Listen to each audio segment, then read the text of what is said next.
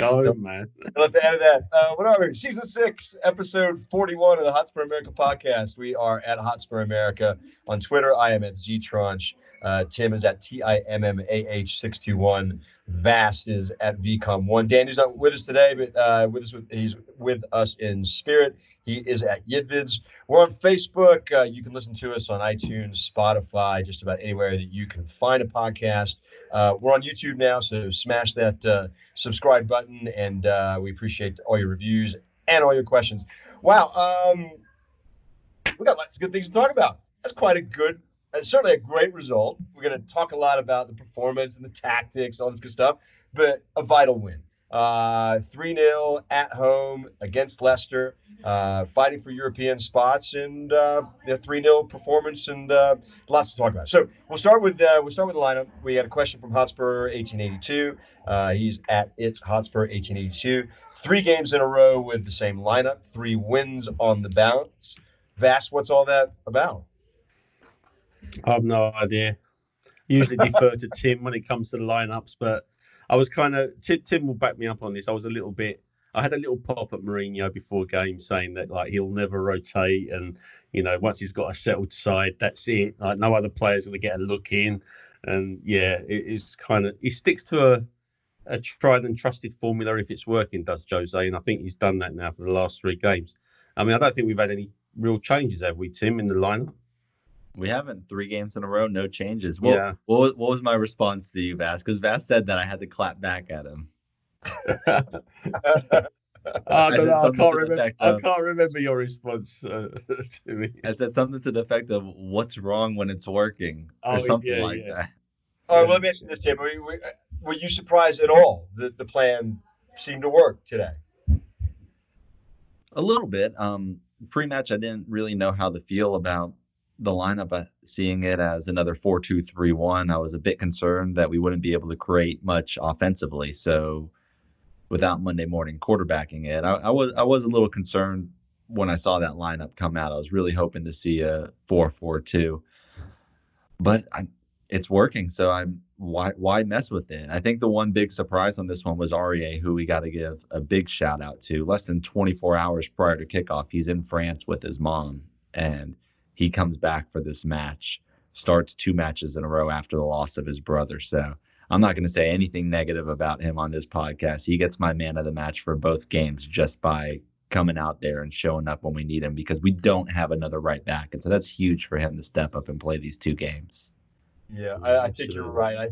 We talk about him a lot. He's an easy target to talk about, but fair shot there. We have to give credit where credit's due. I mean, what a horribly emotional week he's must have had. I can't even imagine what he's been through, and then to soldier through like that. I mean, that's the epitome of an absolute professional. It was interesting. I mean, I'm glad you kind of brought this up, because I saw some stuff this week that people were sort of knocking him for playing. Is there any room for that kind of criticism? Dare I say it, Tim? I don't know why you would. Like, what's the hate on for that? He's right. Coming out, he's doing his job, he's performing. We got a clean sheet. I mean, I don't get any knocks on him for that. He gets all the credit from me for showing up and playing. Yeah, what was all that about? No, I was just wondering, was it to do with the fact that maybe he should have been grieving or something? Were people judging him on that basis? I saw some people saying, why are we choosing him? He might not be in the right mindset for this. Right. But I mean, sometimes when you get out there, that takes your mind off of it, and it helps you just to focus solely on that one thing and not everything else that's going on in your life. Yeah, it's like professional. Yeah. I just felt like that's a uniquely personal decision, and I thought it was very brave, and maybe used it as a coping mechanism. And to be fair, I mean, did we have 2 clean sheets this week? We gave up 1 goal against Newcastle. That's right. But yeah. So all right, well, look, Dave Ellis at Fullback Go 3, he makes the statement, clearly a plan, and then he asks the question, or utter fluke, Mourinho finding a way. I mean, Tim, I had to give all these these Mourinho sort of plauditory questions your way. What was it? Was this a plan? Was this an utter fluke? He certainly is finding a way. I mean, I think it is a plan. You look at the stats from it. only 30% possession. I think that's a plan just to sit back, absorb the pressure, take your chances when they come to you and make them count. That is how Mourinho runs his game. It is anti-football. A lot of people don't like it, but that is his plan, and it worked for us. No, I don't And know what whether. You know, Go ahead, that's go on. please. No, please. No, go on, carry on, Timmy. I don't think Timmy's finished. Sorry, mate. Oh, Well, sorry. I was gonna say one more thing about stats. You also look at the Newcastle match, and they had more possession than us in that game too. You look at the North London derby; they had more possession than us in that game. That game we had only 37% possession. So I think you see this is Mourinho's plan. It is clearly a plan. It's not a fluke. And 3 games in a row, it's coming off. Those are 3 straight wins. Vash, let me ask you real quick. Were you entertained today? Were you bored? I did get a little bit bored. I've got to be honest. No slight on Mourinho, honestly. I can understand that the job was done at half time, and so therefore, second half, we didn't really need to exert ourselves. So I kind of get that. I mean, a few weeks ago, I was bemoaning the fact that we never really had a style or a way of playing under Mourinho. At least I couldn't see it. And actually reminds me of a phrase out of a film that I love called Runnings, when the Love main that character, movie. yeah, me too, when the main character wants to be like the Swiss because the Swiss are the best, and the other guy goes to him, no, but we're Jamaican, we got our own kind of style. And then he turns around and says, kissing an egg ain't no kind of style, right? And that's how I felt at the time with Mourinho. We didn't have a style. It felt like a bit like kissing an egg. But if you listen to him post game today, he actually made sense. And I think when you start to understand how his brain works, it kind of falls into place. And he said, we sat deep to deprive them of the space behind our defence, so Vardy had nothing to run into. We wanted their defenders on the ball because we felt that we could sort of nick it off them, and we wanted them further up the pitch, those defenders, so that we in turn could break in behind them. So there's a logic to the madness, clearly, and yeah, like Timmy says, it's been working the last few games. I mean, they won the league playing that counterattack with Vardy. So that is one of their styles. Is he is very good up there by himself, hitting you quick on the counter. So if Jose's trying to take that away, I mean, he did it. Let me ask you this, Sammy. This type of football, seeing it played, three wins in a row, sitting back, absorbing pressure. Is that something you could watch for a season if it means we keep winning? Well, we got asked a question from Joshua at How I Follow Sport. He asked, did Sam enjoy this game, or is he still anti-Spurs? I'm anti-Spurs. I think I can never be anti-Spurs. But you know what? I wasn't bored today. I thought there was a coherent plan today, much to what you guys are talking about. I felt like it was really good team football. I mean, I'm actually surprised that we only had like 30% possession. I thought it was much more than that. I watched a spell, kind of when we started taking control of the match, where and I think it was the possession that led to Son's shot that Schmeichel made a terrific save on. That was a very, very well put together long possession, and I felt like that was preceded by very good formational sort of discipline and good defending. So I had an appreciation for that today. I thought there was a plan, there was coherency to it, and they executed it. And they got key contributions from many different players along the way. So I couldn't complain with that. I'm not anti-Mourinho. I just now you asked a fair question. I mean, could I live with a season full of results and performances like that? Yeah. Yeah, I think we're kind of getting used to it now, aren't we? Like this is the way it goes. Hey guys, I'm gonna sit back real quick. Keep talking good about Mourinho. No, listen. But it did piss me off this week. It did piss me off, like the Newcastle match, like everybody hailing him. I mean, look. Well, let me ask you this. It's not on the rundown. You've seen like all the Mourinho lovers, putting out the stat. He's had, I think, what is it, behind City and Liverpool? We've had the best we got the best points since the return to the Premier League. And what do you have to say about that? No, it's since he took over. we are fourth. So we're behind both Manchester teams and Liverpool in Oh, points yeah. since Mourinho took over. Oh, okay. But somebody extrapolated that and said on a full season he'd get 65 points, and 65 points in recent seasons hasn't been enough to get top four. So there's a counterweight to that argument. I can see what's going on. I do believe that perhaps once we upgrade in a couple of positions, we might get better at what we're doing and maybe more offensive and maybe have a bit more of the ball. You look at our central midfield, for example, and Musa Sissoko is just resorting to just wellying that ball anywhere. I mean, there's no rhyme or reason to anything that he's doing. He's just crashing the ball out of play, or he's giving really bad passes to Aurier and putting him in all sorts of shit, as if Aurier can't do that on his own. Sissoko's now doing it for him. There's aspects to our play, and of course, when we do transition and we nick the ball and we want to break away, and we're in great positions to capitalise, we're still kind of failing or making the wrong passes or losing possession, etc. And Right. in fact, there were opportunities today where we could have got behind that Leicester defensive line on more occasions had we made the right pass or the right decision. I will say, you look at Leicester's numbers, and prior to Mourinho, if you went up against a team they had these types of numbers, like, you're in fear for your life. You're hanging on by a thread. 70% possession, 24 shots, 13 corners.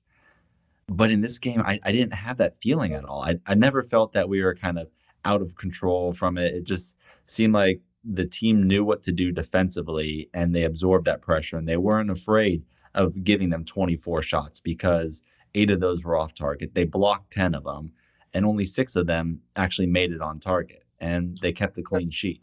And not on a rundown, but we do need to talk about this. Hugo was great today. I mean, in terms of his shot saving, he was fantastic, and it made me think he's been really good since the return of the league. I mean, I can't really think about too many glaring mistakes, if any at all, that he's made. I mean, it was one hairy situation today with Davies and him scrambling around the touchline, and then he made countless, terrific stops today. One reactionary save that I thought was absolutely fantastic. In the first half, that was an amazing save. I think if Hugo could tidy up his kicking, which is something we've always talked about, you can't argue with him, and he had a good game today. Well, and to that end, I think this system where we lump the ball up the pitch more, it actually suits him better because it keeps the ball less at his feet in terms of having to build from the back. So maybe that's another reason why we haven't seen him make any sort of glaring field play mistakes. We have to talk about Lucas. I made one tweet today that I have to give Mourinho credit. He's getting, and you've talked about this a lot, Vass, over a number of podcasts, the inability for Lucas to sort of to just play well with Kane. And we've had a number of performances here where he's done exactly that. So I think that Mourinho gets credit for making the Son, Kane, Lucas trio work. Dave Ellis says he's at fullback 3. So it's finally a role for Mora, where he's up front, and it takes away his ability to run into anyone, like a new player running off Kane starts each game. Who's this? McKinley McQuan at Quan.Don 94. That's a hell of a name. Agrees with Lucas. Quan de Don 94. Quan de Don 94, yeah. Quan de Don. All right. Does that make Stevie B a cup player and a 75 to 80 minute sub, Vass?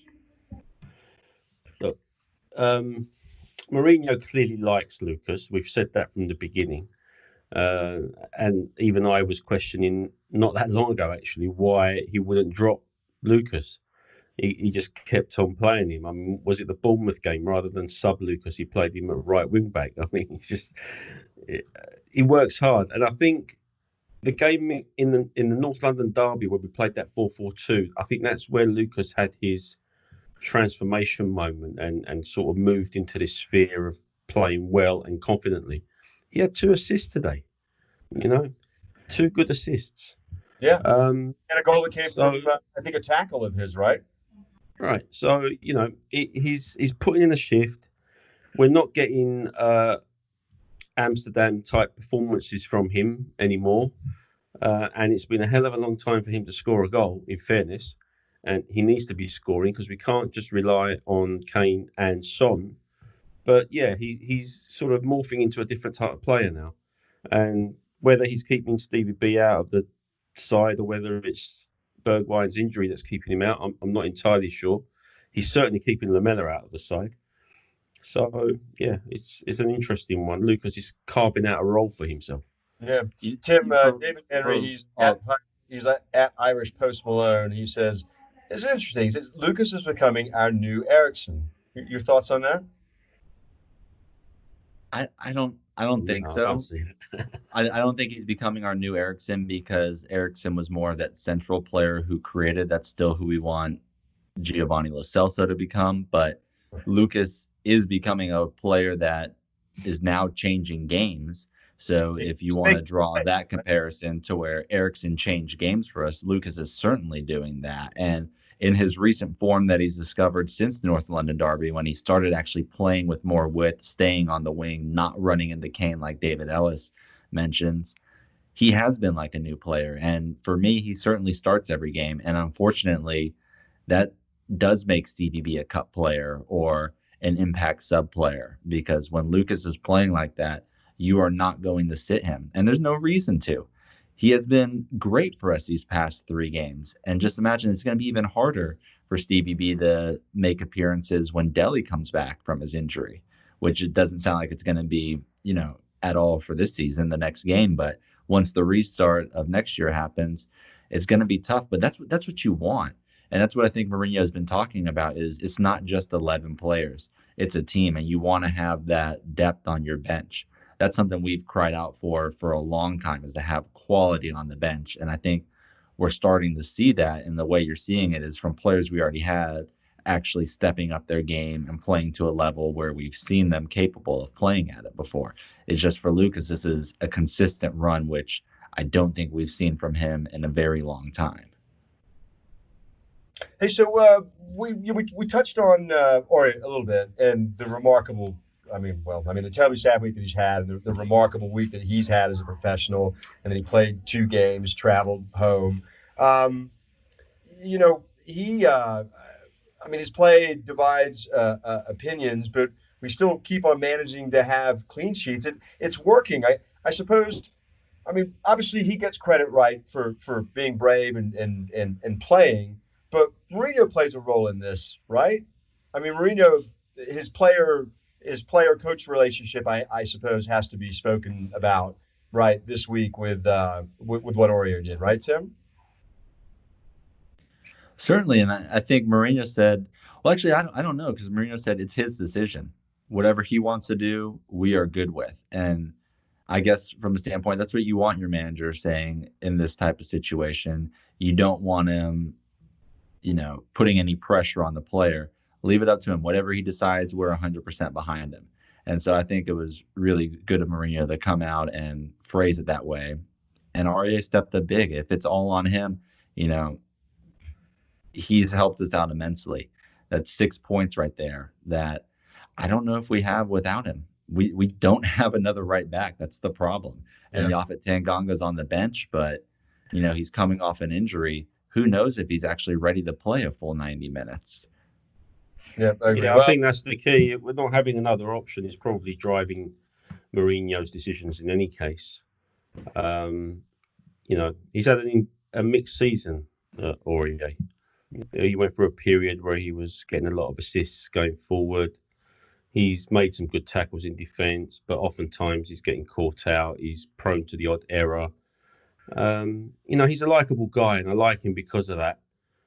But really, I guess we've got to be looking for better in our fullback positions going forward. Although Davies had a decent game today, I've got to be fair. I'm glad you brought him up. Let me take a quick step back. Certainly, condolences to Serge Aurier and his family. I think he gets a huge pass from me. His sort of level of my appreciation as a Tottenham player, that went up highly this week, in a week that he would have been certainly excused to do, whatever he wanted to do, whatever he felt was the best for his family. But I'm glad he brought up Davies, because, I watched him today, and he's such a working man's player, isn't he? I mean, he doesn't do things to like outstanding degrees, but he's incredibly competent. And I found him in a couple of spots today, being really disciplined and being extremely additive. And I know that, we talk about, our bookends at fullback as places that we need improvement, but he's got him playing well, doesn't he? Yeah, and for as long as Mourinho prefers this kind of lopsided system where it's only the one fullback getting forward, then Ben Davies is your man on the other side. There's no doubt about that. And he's got left centre-back experience with Wales, so he can tuck inside and help out. And he's quite dependable and fairly solid. But it's the times when you need to expand your game and maybe push your fullbacks on, because in modern football now, it's the fullbacks that provide the width. Right. You might need something different. Whether Sessegnon is ever going to be looked upon as that guy, or whether it's another failed experiment at Spurs, we won't know. But he had a good game today. You can't argue with that. And defensively, the team defended as a unit, and we were difficult to break down. I still see the central defensive midfield pairing as an area for upgrade. As I mentioned earlier, Sissoko, for me, I've always championed Sissoko, and always, Vance? Always? Well, yeah, I think I have. Recently, I haven't. Oh, no. Recently, you have. No.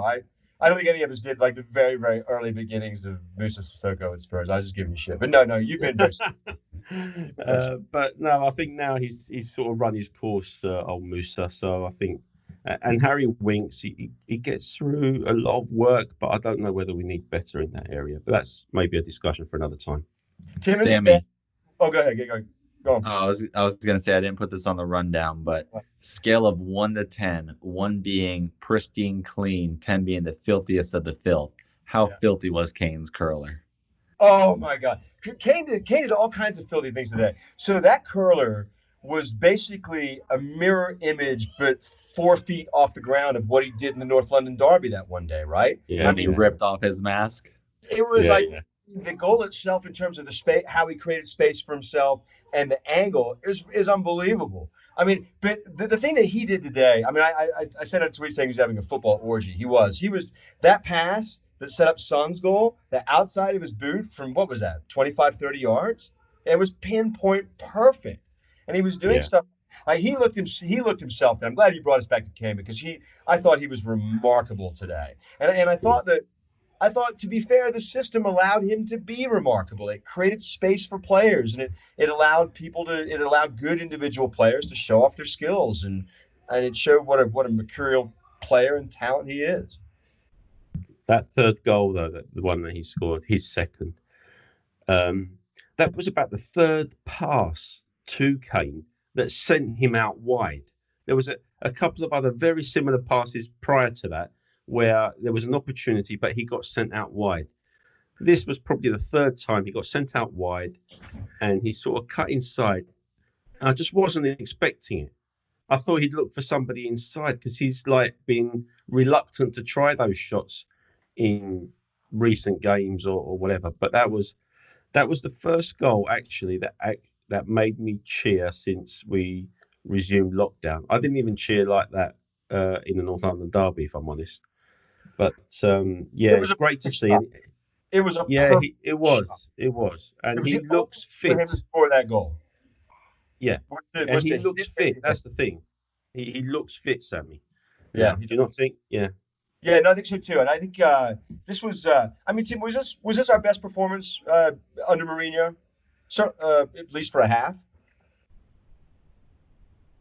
I don't know, that very, I guess, was it his first game or second game, that West Ham one where we just ran right. That's probably the best one. Or the Burnley performance was good, but I mean, it is one of the top performances certainly since the restart. I think it's the best performance, and it's important ones, right? I mean, because it was important result we needed. I mean, we did. It was important. I think what makes it so good of a performance is the quality of opposition you're going up against. You can't say, it's like you put 3 goals past Newcastle. No, you put 3 goals past Leicester, who's been ahead of us almost the entire season, who's fighting for a top 4 spot. So, I mean, it's a quality side that you put 3 goals past. I thought so too. I thought they were a good team, and I thought that even though we were home, not having a crowd there neutralizes that, probably gives them more advantage. They have everything to play for. I'm super pleased today. I don't think we need to really. Sorry, Sammy. I mean, let's not forget Leicester had I'm not doing this to dampen down our spirits, but they had 4 key players out today, right? Both their fullbacks, their main centre back, and also Maddison. Now, this is, and you know what? Fuck them, because they go through the whole season with no injuries and blah blah blah. So I really don't give a shit. Okay, they should be able to cope with that. It's not an excuse. But that said, we still handled them very well. They're still a decent side, and we just held them at arm's length the whole game. I know they had Timmy reeled off the stats about their shots and what have you, but there wasn't that many apart from 2 or 3 that Hugo saved that really troubled us. All right. I'm not going to dwell a bunch on the Newcastle performance result. I'll just ask Tim one quick question. Is there any Newcastle player you'd like to see at Spurs? Oh, yeah, of course. Who? St. Allen. Just for what? St. Maxim. St. Maxim? Or do you rate him as a St. player? Maximum, whatever his name is? Yeah, the one that I rate as a player that you slagged me off. No, I rate him. Vast slagged you off. I didn't slag you off. No, I rate him as a slagged player you off. too. Vast, not you. I like him.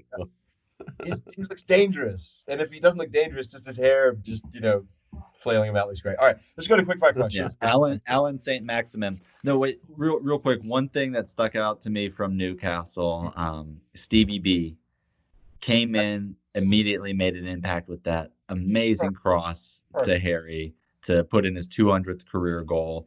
That's what you want from a player coming in as a sub. Take your chances, make your mark. You're going to get more minutes doing that. But I don't think we have to be worried about, a player like Stevie B getting upset because he's not getting minutes. Because that's what I see as some of the trend of people talking about, why isn't Stevie B getting minutes? Is he now just a coupler?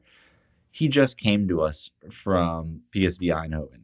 He's not coming into the squad thinking he's going to start every game. I think he's okay working for a spot. He's young, and he's showing lots of promise. So I think we're fine with Stevie B. Agreed. Quick 5 questions. We'll start with Cooper at an American Spur. Vast, thoughts of Jedson? He's got a £56 million option to buy or something like that for the end of his loan. Cooper wouldn't pay even a third of that from what he's seen. Will we see more of him next season? I don't know. This one confuses me. It was a 2-year loan, right, with Jedson? Is that right? Yeah. So we got him. Yes. We got him for next season also on a loan, or a year and a half loan because he came in as a January signing. Yeah. Fair enough. Yep. Okay. So I don't know if he's anywhere near being purchased right now. He is still young, in fairness, but we're going to need to see a lot more of him next season to make a decision on him. And quite frankly, I don't know where he fits or what his strengths are. Could be because we've not really seen enough of him to make that judgment, or it could be that he's just not good enough. But I don't know. We won't know until much further down next season, I would imagine. Yeah, I agree. I think you're going to see more and more of those kind of transfers being done. Not just loans, but seeing extended loans. And it's smart, I think, for both sides, right? Where did he come from? Did he come from Lisbon? I know he came from Portugal. Benfica, was it? I can't remember where. I'm there. I can't remember. Yeah. Those are a Portuguese team, right? Who needs to raise money. A 2-year loan does that for them, and it gives a lengthy period of time to for a club to evaluate a player, and then to be able to sort of make sense of whether or not whatever the final fee is going to be. In this case, £56 million. That's a good bit of business, and in this day and age where revenues are down and clubs are trying to save money, I think you're going to see more of these transactions. All right, Dave at Super Spurs 66. Tim, he says, I no longer think Lucas is trade bait as he's doing a lot to create chances. We all agree on that. Is the Ndombele situation going to get better, do you think, or does Jose not see him in his future plans? I mean, I wish I had an answer. I have no clue. I have Is no he clue if okay? it's going to get better. And I don't think it's that Jose doesn't see him in his plans. The question is, does Ndombele see Tottenham in his future plans? I think that's really what it is, because you go off of Mourinho's comments recently about his injury, and I don't know if I'm buying into the fact that Ndombele is really that injured based on what Mourinho's saying. What did he say? It seems well, it just seems more about it's just the fact that he picked up a small injury in training. He says he's not ready. He's not available to play. So it it has me question, does Ndombele really see Tottenham in his future plans? Because I feel like if he really wanted to play, there's players that are going to play through that injury, and it just doesn't seem that he's really willing to put it out there for us like that. So maybe he's just not wanting to aggravate an injury and move on. I don't know. I hope it gets better, because we see that he could be really amazing for us. And I think that's a lot of talk about needing to get a true defensive midfielder to put him in there and allow you to play Lo Celso and Ndombele together. Right now, though, I think we need to have some shakeup in the squad formation and what we have in personnel to be able to make him work. Because right now we just don't have that defensive midfielder to pair with him.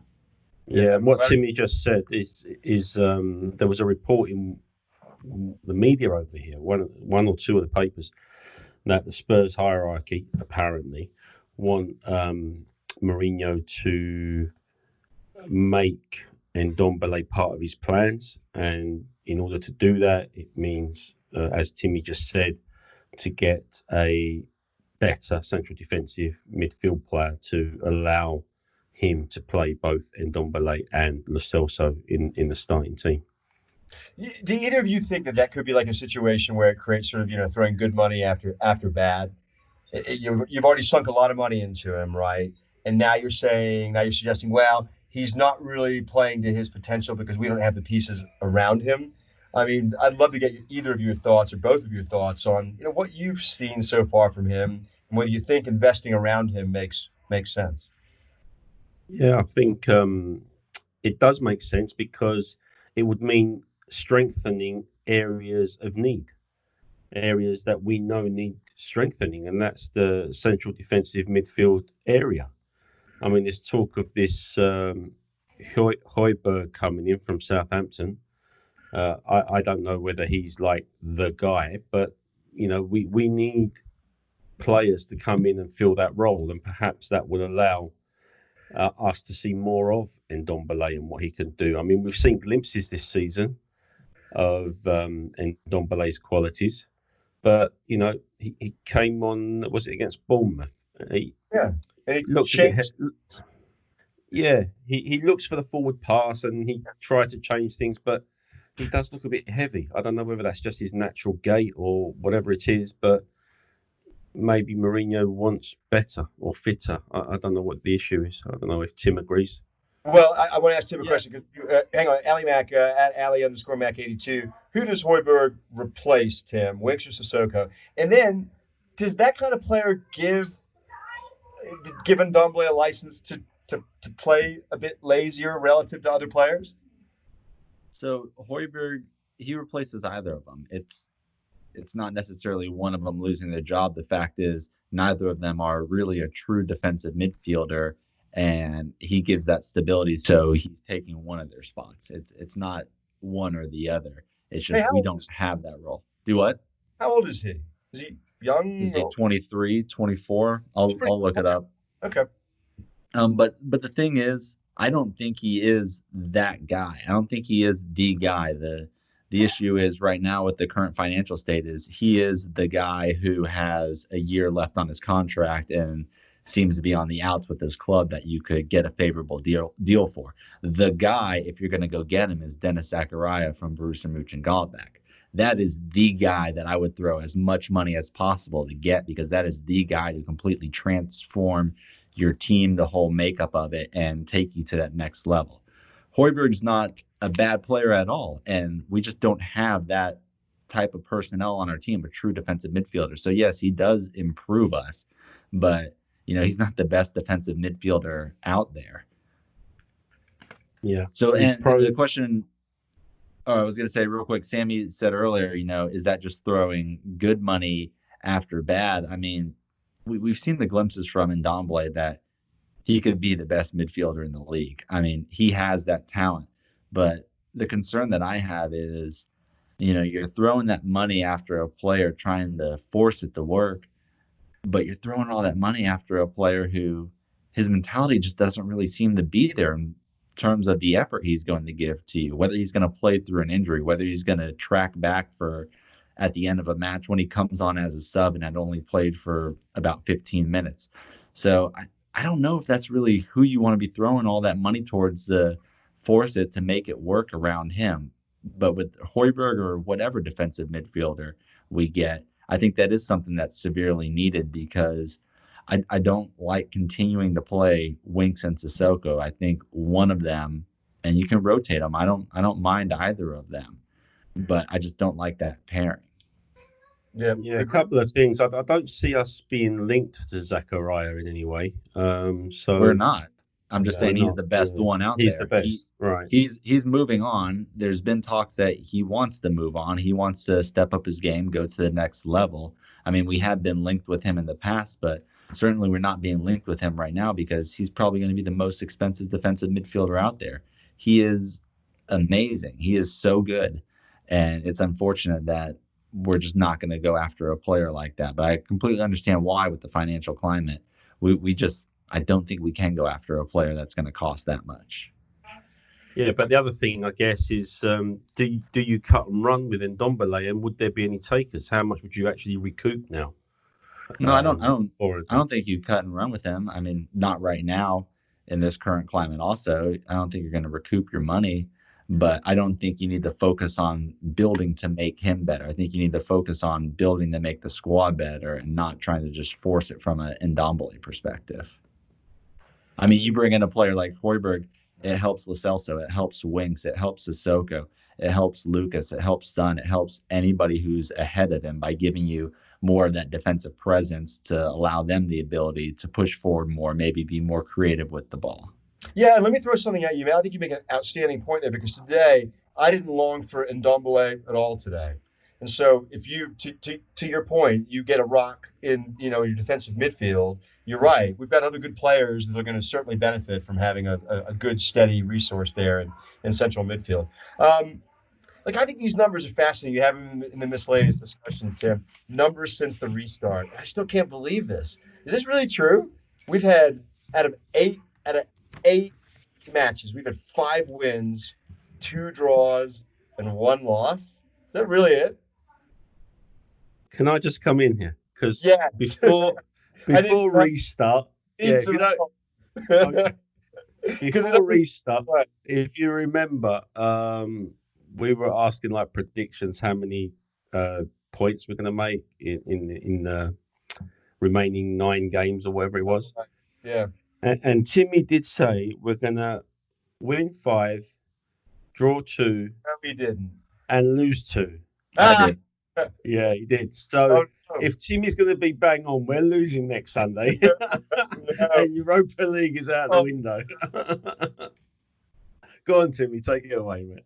No, I mean, that's what I predicted. Just looking at the matches prior to the restart, I thought we would get 17 from 5 wins, 2 draws, 2 losses. Now I'm hoping we exceed that and get 20 points. But I mean, those numbers are true. After 8 matches, we've won 5 of them, drawn 2, and only lost 1 match. So let me ask you this: Why does it doesn't feel that way? It's because of Sheffield and Bournemouth. Oh, yeah, it's the performances, yeah. And it's because the games are coming so quick right now that you don't have the time to recover from it. It's really not that long ago that we had those poor performances. You're right. You got to move on to the next one. But really, I mean, as you look back, you get a better result in either of those 2 matches, and we might even have a Champions League spot, right? I think the bigger numbers since the restart are, the defensive ones. 4 clean sheets in 8 matches, only 6 goals conceded in 8 matches. And you remember that 3 of those came in 1 match. 1 of those came from a penalty. And that just to me says that Mourinho is improving this squad defensively. And, you start from the back and improve moving forward. And you know what? That's what he's focusing on. That's with 2 different center back pairings as well. Yep. Yeah. So 13 goals scored in 8 matches, 6 coming from Kane. That's good to see. Josh Blue at J Blue Gigamo 6, 3 goals. When was the last time that happened? When was the last time we scored 3 goals? Is it West Ham? Newcastle this week. All right. So you're about moving on, right? Yeah. That's good. He also says Kane with a brace. When was the last time that happened at Newcastle this week?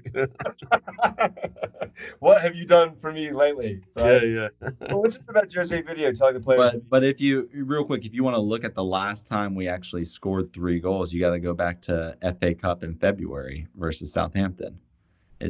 It's been a while since we've put up goals, and then prior to that, you have to look back even further. Hold on, I'm still scrolling. Burnley, December 7th, 5-0.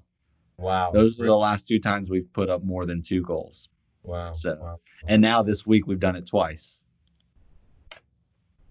Yeah. Jose, is there really a video? Jose telling the players to be cunts for 90 minutes? Which match was this? Was this Newcastle or was this today? This was. It looks like it's part of the Amazon documentary.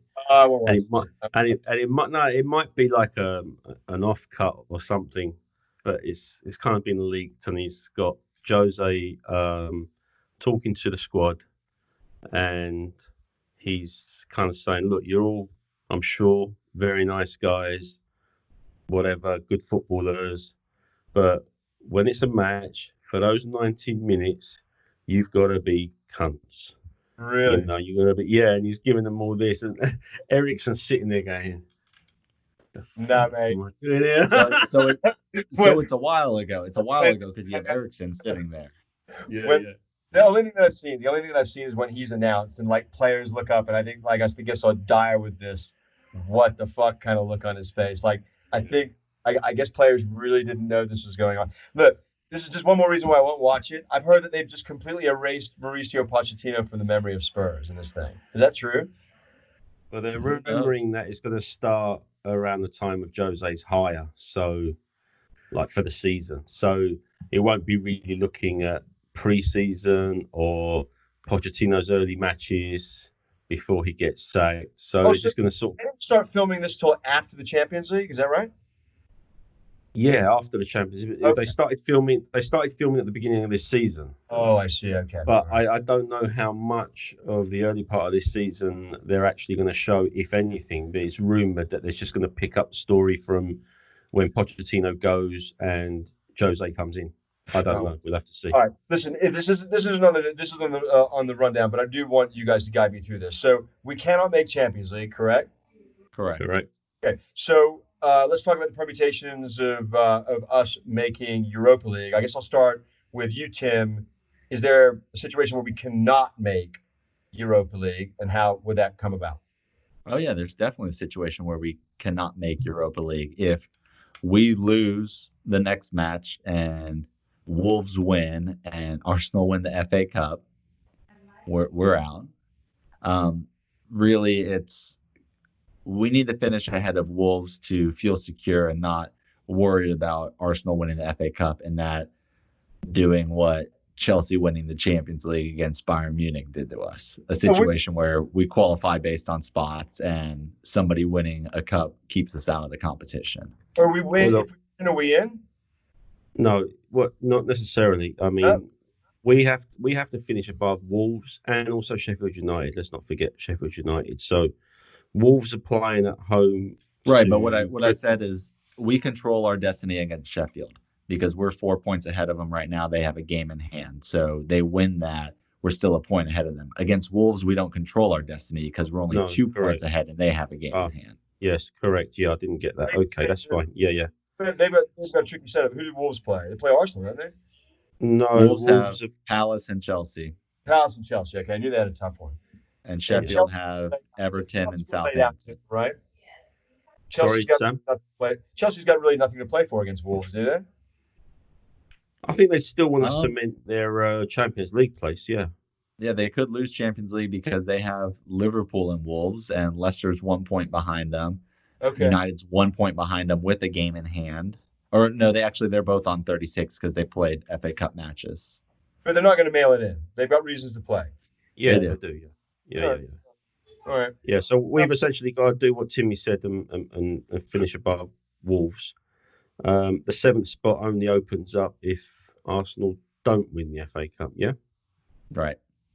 Yeah. All right. And then the other Because thing you already have City winning the League Cup, so they've qualified for Champions League. That's not taking away one of the spots. So we know 6 is getting in. And if Chelsea beat Arsenal, then 7th place gets in. But if Arsenal win, regardless of where they finish, there's no way they're finishing in a European spot now. If they win, they're in Europa League, and only 5th and 6th place are going. And we can't catch up to 5th place right now. cheering for Chelsea. Literally 2 weeks in a row, we're cheering for Chelsea, right? Cheering for them in the FA Cup and cheering for them to beat Wolves. Against Wolves. Wow. Yeah. And we know what happened the last time we cheered for Chelsea, yeah? They fucked it up. They Sorry, we weren't cheering for Chelsea. Sorry. No. We were cheering for Bayern, weren't we? Yeah. Against right. Chelsea. Yeah. Sorry. All right, Oliver Skipp's extending until 2024. Seems the gaffer likes him. He's talked about him being a future captain. I think he's a really good player. I'll tell you, he looks like he's bulked up a bit. He has. I thought this that coronavirus. said the same thing myself. I'm just surprised that he is younger. He was 2 or 3 years younger than Winks, right? I'm just surprised that maybe he hasn't quite leapfrogged him. I'm hoping that the progression of him could be like Phil Foden. Like, I know I'm living in a dream world, but that would be great. Europa League. So we just started talking about the Europe spots. Do you want that last spot? Do you want that? Hey, actually, real quick, Sammy, Skip. He's only 19. He's only 19. Okay, all right. All right, fair enough. But let's talk about Europa League.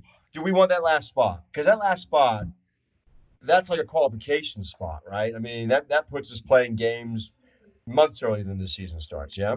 No, not this season. No. I had this conversation with our friend O'Keefe on Twitter actually last week, and I can't remember what I said now. But Well, I saw that because he was saying, "Oh, I don't want that spot," because I kind of felt the same way. It drags on, it's a drag on resources, drag on players, fixture congestion, blah blah blah. But you were saying no, it's not going to be the typical sort of play-in format that maybe it's been historically. Is that right? Yeah, the qualifying round starts for the Premier League slot starts later. It's also just, I think, a single game as opposed to a two-legged game. I don't know how they're going to work that out. But essentially, once you're in the knockout phase of the competition, the group phase of the competition, it's only 2 matches more than the Champions League.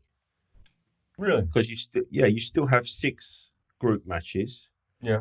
But the only difference is, instead of going straight to round of 16, you're going to round of 32 in the Europa League. Yeah, okay. So it's essentially 2 matches more. I mean, fixture congestion is not really the thing. And I know we have this Thursday, Sunday, as opposed to Wednesday, Saturday. But for me, that's no difference at all. Yeah. Okay, so Sam asked, do we want it? Yes, Fast? I do. Yeah, I do, definitely. Yeah. Yeah, I've come around. I mean, look, I've been angry. I've been bitter. Jose has hurt me. I feel less hurt now. But yeah, with the money, and I think that it keeps us relevant. And I'm not sure that everybody can do a Liverpool and just be out of Europe completely and rebuild and everything goes hunky dory. Well, I want it for a different reason. I want it because what you've seen these last 3 games in the league, Mourinho likes his squad. He's going to pick on the same players. So how are you going to see if Gedson's loan move works out? How are you going to give Ryan Sessegnon more minutes? If you don't loan Skip out, where is he going to get his minutes from? These players that are young that need to progress, they're going to play some of those group matches in Europa League.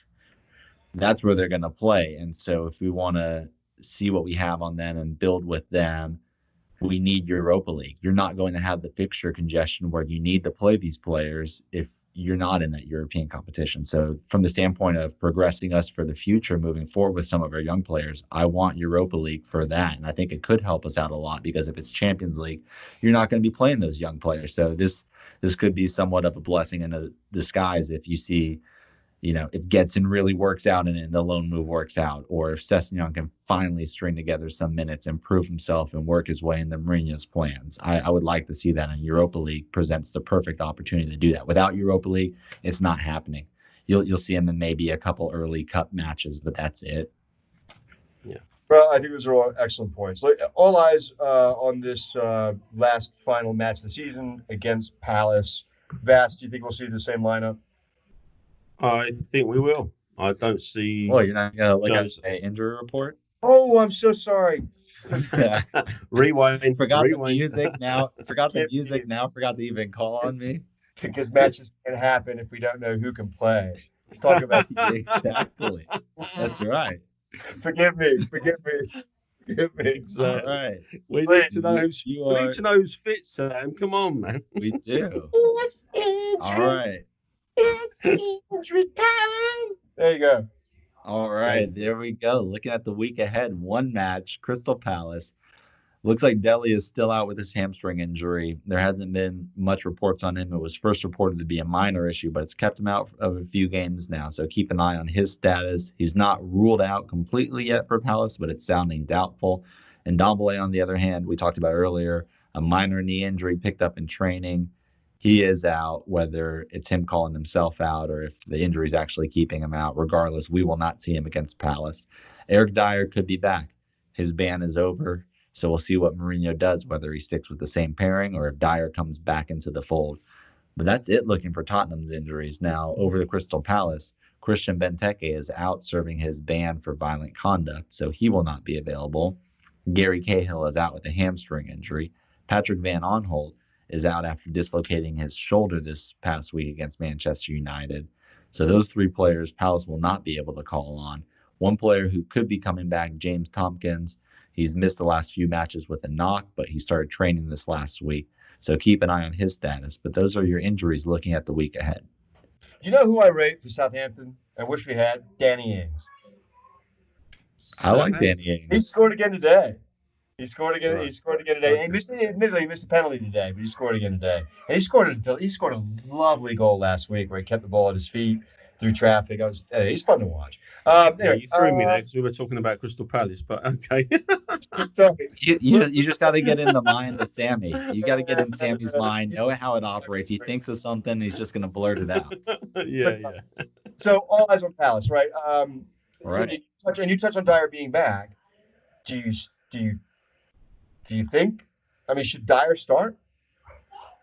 I mean, that doesn't scream, confidence in your players if you bring them back in after you've just had, 3 really good performances, only let in 2 goals. You got a clean sheet. You've won a North London derby.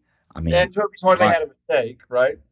Exactly. Sanchez hasn't been making mistakes. Toby hasn't been making mistakes. I mean, ultimately, I want to see a Toby Dyer pairing, but Sanchez hasn't done anything to lose his spot. So I don't know. I think it'd be a little harsh to sit one of them. Maybe it's a situation of where you play a 3 at the back. Who knows if Aurier is going to stay in town? I mean, he's done it now, so I don't have any reason to believe Aurier wouldn't be available for this match. But if for some reason he's not, do you play all 3 of them? I don't know, but that's a tough one because Dyer was playing really well. Also, I mean, Dyer didn't do anything wrong to lose his spot either, and I think that's a good problem to have for the manager, to have 3 center backs who are playing really well. But ultimately, I mean, I think you got to go with the hot hand, and I think you keep right. Sanchez and Toby. And not only that, I think Jose will prefer Sanchez because of Zaha's pace. So, yeah. But I mean, Crystal Palace, I mean, just looking at their form, they've lost their last 5 matches. Don't say it. I mean, they even lost to Aston Villa. Why did you have to do that? Why did you have to do that? Don't you say it. I swear to God, I'll close this laptop if you say it. What? You looking for a doctor or something? Okay. Well, hopefully, Palace will get their win tomorrow against Wolves. Okay, so if they get their win tomorrow against Wolves, we're good to go next Sunday. The only thing I want to see is, look, this is a cup final for us, right? Because we have to win. So I want to see. My tune on Jose and the future of Spurs under his helm will change a lot if I see, frankly, another really good team performance like we got today. A coherent plan, guys running all over the place, lots of players contributing and playing with some energy and some emotion. And I saw that today, and I was really kind of surprised at the possession stats. I didn't see it because I felt like I was entertained in other ways. So I'm hopeful that we do that. As we draw to an end, do we have any shout outs? Do we have anything we should be closing on? Not today, no. Starting off Mourinho a little bit more, Coney. It gets a pass from me this week, I think. I know, right? I can't grumble this week. Tim, you rubbing your belly? Man, I'm loving this. But listen, I swear I'm going to quit plotting. Hey, join the dark side. Join the dark side. Come on. I cannot have you be right about 5 wins, 2 draws, and 2 losses. Dear God, no. I don't want to be right about that. No, he doesn't want to be right about that. Loss. I don't want to be right about it. I'll forgive you. All right, well, listen, so we'll be back. When is the Palace match? Saturday or Sunday? Sunday. Every single game is all at the same time on Sunday, the same way it is the last game of every season. Everybody plays at once, Sammy. I love it. Oh, so but real quick, before I hear something, what's going on down the bottom? And is there any chance that West Ham can go down? Oh, mate. Let me pull it up right now. I think chance they can go down. It's a cluster down there. It's a cluster. There still is a chance they could go down. They are I think they've got not really. No. There's not a chance unless Villa makes up like a 14-point goal differential, because right now there's 6 points from the drop zone. They have 2 games left. Villa also has 2 games left. Bournemouth and Norwich. Well, Norwich is going down for sure. Today, all but assured Bournemouth going down, which I want them to go down because I want Nathan Ake to be available. That is an amazing player to sign, and he is not going to stay with them if they go down. No way. No way. Hey, one thing I do want to. I have a good friend of mine who is a loyal Leeds fan, American guy, and has become to love Leeds. And I'm thrilled with Leeds coming up because I love Bielsa, and I think he's such a fantastic coach, and I think he's going to be brilliant for the Premier League. I think it's good to see them back in the Premier League. Bass, I mean, you're well versed in sort of the success of Leeds as a club from years gone by. Is it good to see them back? Yeah, I think so. I think that it's good to have them back in the Premier League. The only thing I would say is when the fixtures come out, I just do not want to see Spurs at Leeds on the opening day of the season. I'd rather play them further down the line because you know what it's going to happen. Like their first day back is going to be absolutely mental, especially if they've got a home tie. So, there's going to be no fans. It's not like there's going to be fans there. Apparently, they're talking. They've been talking about, and I don't know if you saw Daniel Levy's I saw little speech thing today that he did. Was it any surprise? I need to read it. I just couldn't bear it. I couldn't bear to come behind this morning. Yeah, all he said was that he's been working on some kind of group to try and get fans back in the stadia, for the start of next season. But I don't think, even if that happens, I don't think it will be full stadia in any case. But we'll see what happens with this whole COVID shit that's going on. Have you been sent a bill yet for your season ticket? Yeah, we're due to renew right now. The good thing is that they only want 20% of the price for now, and depending on what happens with the start of the new season and whether fans are allowed back in, if it's at reduced capacity, then it's going to be people applying for tickets in a ballot to see who goes and who doesn't. It's going to be strange. I don't know if we're going to get a full season out of it, but season ticket renewals are due right now. They've got until the 7th of August, I think. I have an incredibly random question to ask you to end the pod with. I'm giving you Me? a genie. Yeah, you've rubbed it. You get to fire one of two people. You get to fire Daniel Levy or Jose Mourinho. Who do you fire? Fuck, man. That's Shit. a good one, isn't it? Choose wisely. Damn, Sam. That's a good one, isn't it? I tell you what, Yeah. I'm gonna give I, you I I'm gonna give probably, you a week to think about it. I'm going to give you a week to think about it. Tim, you think about it as well. All right. We'll chat. We'll come back and we'll go over answers next week to end the. I'll probably I fire already have my Mourinho. So answer. You probably find Mourinho. I Think would, about it. yeah. Think about it. Think I about have my answer already, Sammy. it. No, I know who you're going to fire. Look at Tim over there, all smug. Yeah. Look at him. You've already got a Jose Mourinho inflatable doll in your bedroom. I don't know. The thing that always gets me about Levy is, sometimes it's better the devil you know. I don't know. He's not perfect by any stretch, and he's sort of let us down on a number of occasions. But he's done good things too. So I don't know. All right, we'll talk about. We'll Let's talk have about an another. amazing week. Let's hopefully we'll get a lot of help along the way from the other clubs that can help us. And most importantly, we get 3 points at Palace. We'll probably have some interesting things to talk about next week, right? Absolutely. All right, great. All right, gentlemen, have a lovely week. Come on, you Spurs.